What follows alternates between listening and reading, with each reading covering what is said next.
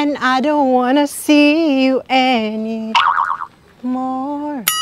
And now where you find it by your side.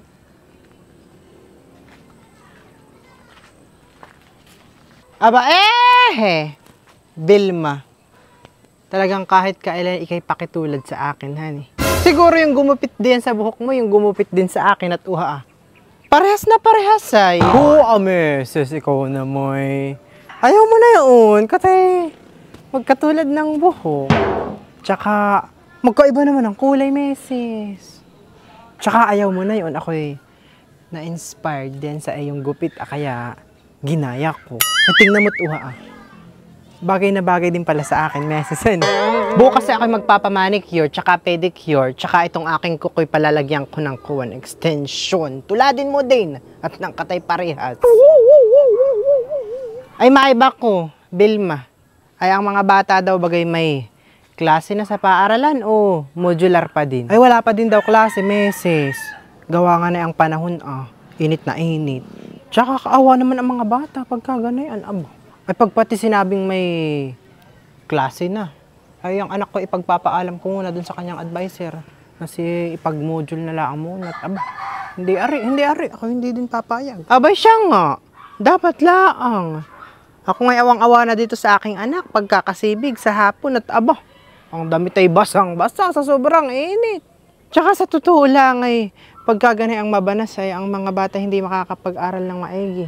Tayo ang mga matatanda hindi makatiis sa init ay paano pa kaya ay mga batang iyan, di ba ga? Ay siya nga, ang mga bata ay hindi muna dapat pinapapasok sa eskwelahan pagkaganay itong napakainit ng panahon. At kaawa naman ngo. Ay. May mga tao talagang hindi naman kasali sa usap ay mahilig makisawsaw. Ay maiba ko mga meses sa itong aking anak ay kasali pala sa kuwan. Sa binibining dalagang bukid.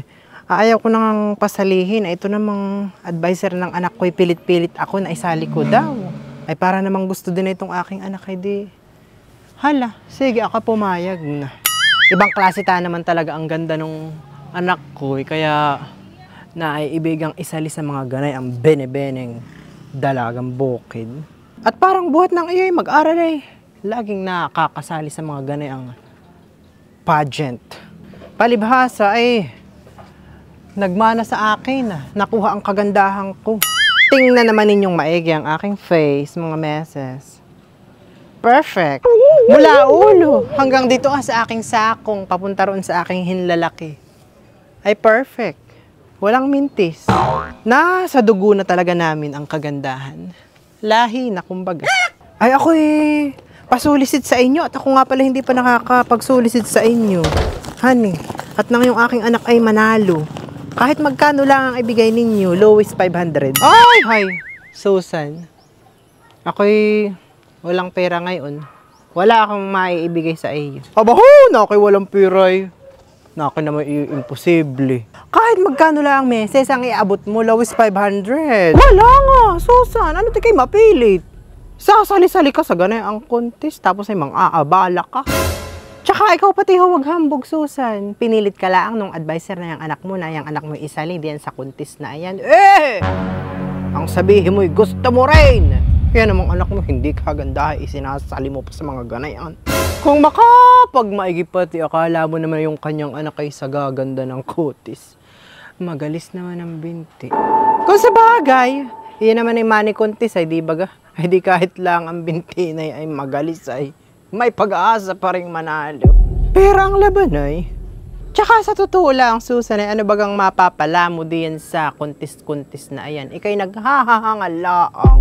Para ano? Para may maipagmayabang ka na yung anak mo'y kasali din sa binibining dalagang bukid.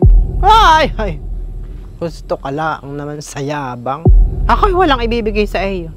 Magpigil ka. Abaho! Ako naman ay nagsusulisit lang ay kung ano-ano pang sinasabi mo diyon. Pati binti ng anak ko'y nilait mo na. Abay mapilit kay. Sino namang hindi maiiyamot?